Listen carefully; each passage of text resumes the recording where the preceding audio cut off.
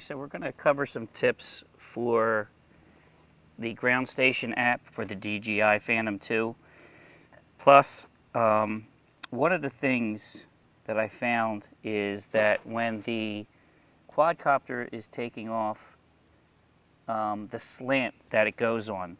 Right now I'm in a backyard and there's tree line around me and there's a house.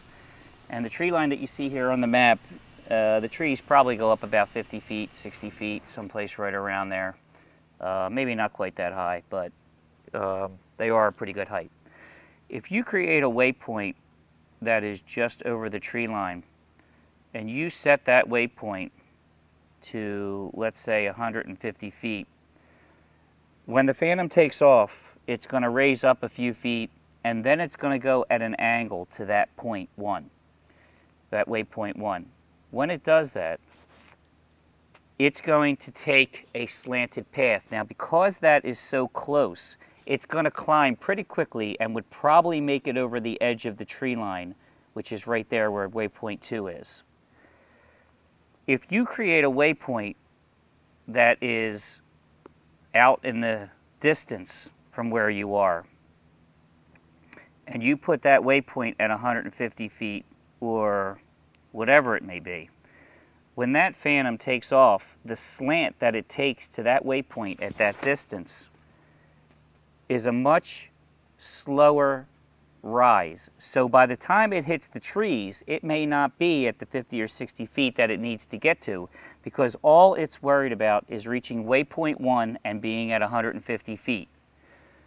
So when the waypoint's way out there, you have to take into consideration if there is high obstacles right around you.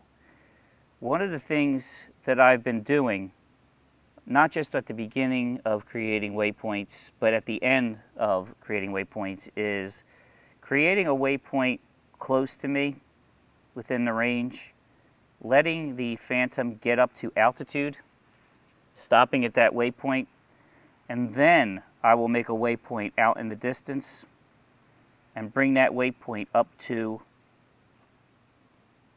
the height where I want to be flying right around. So then what happens is the Phantom will rise up, it will rise immediately up to 150 feet to get to altitude, and then fly to its waypoint. And then you can sit here and you can make other waypoints and be flying around at whatever altitude you want. But when you decide to come back, if it comes to home, you don't want to have to worry about the height that it's going to come in at.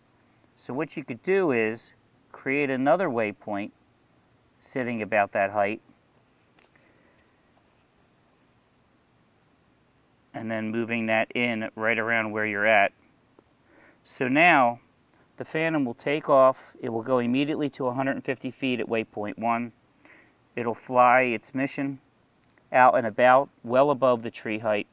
And when it comes back, it's still going to come back at that altitude.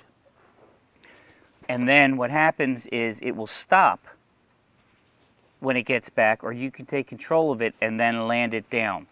Now, if you're in an open field, this is not going to be as critical, but when you have any type of obstacles around, specifically trees or anything else, it's something that you need to take into consideration.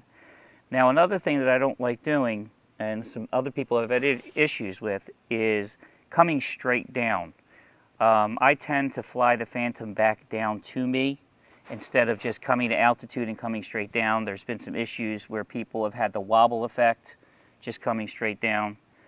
But even to do that, if you wanted it to be controlled by your waypoint manager, you could create another waypoint and then take that and move it around a little bit, and then maybe at that point bring it down to 98 feet. And then maybe even another one if you wanted to come down lower.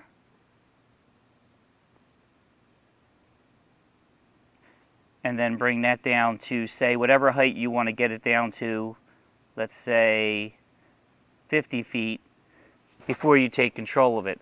I usually like to get the Phantom at least to 100 feet before I take control of it, when it's sitting almost over me.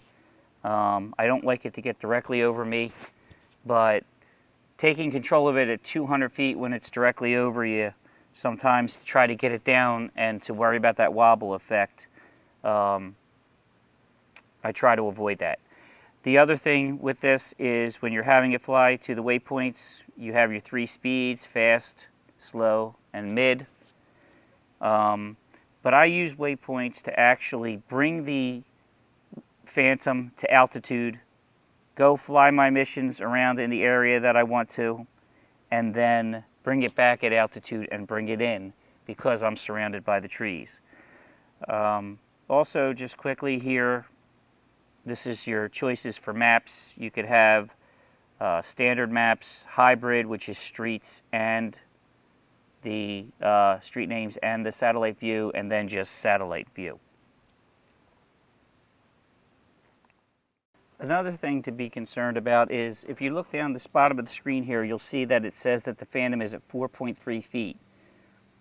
Now, I'm connected to 8 satellites while this screenshot was taken, and even connected to 8 satellites, which I have trouble getting in my backyard now, it will sit there and vary 4.3 feet, 5.6, and bouncing around. When you come in and you're making waypoints, and this pertains to either in a tight area like this or if it's out in an open field, it really doesn't matter. You want to take into consideration that that Phantom thinks it's 5 feet up right now. If you start making waypoints really low, you could run into some issues. I have another video up that shows that happening to me. But really, after what I've seen happen, I would not be making any waypoints below 25, 30 feet at the least, probably for now. But you want to just keep that in mind, that making a very low waypoint and where the quadcopter thinks it is in terms of altitude can affect what's happening. Okay, and last but not least, in terms of making the waypoints, when you're creating your waypoints and you're starting your mission, when you are going to come up on the subject, if you're after a certain object, you want to come in at the right angle. So you may want to make a waypoint a little bit off to where you want to go, and then go to where you want to go. Because what happens is that the quad is facing in the direction that it's flying. So if I were to just fly to waypoint 3 right now, I would be facing to the side of that home that would be my target. If I go to waypoint 2 and let it sit for a second, and then go to waypoint 3, I'm going to come in facing the back of the home, which may be what I want to do. It depends what angle you want to come in at. Now, you can pause ground station when you get to a waypoint, and I plan on doing some more videos showing that. But if you're just going to fly a fully autonomous flight and you just want to get video along the way, take into consideration the direction your waypoints are coming from as you're sitting there controlling the camera to get the shots that you want to get.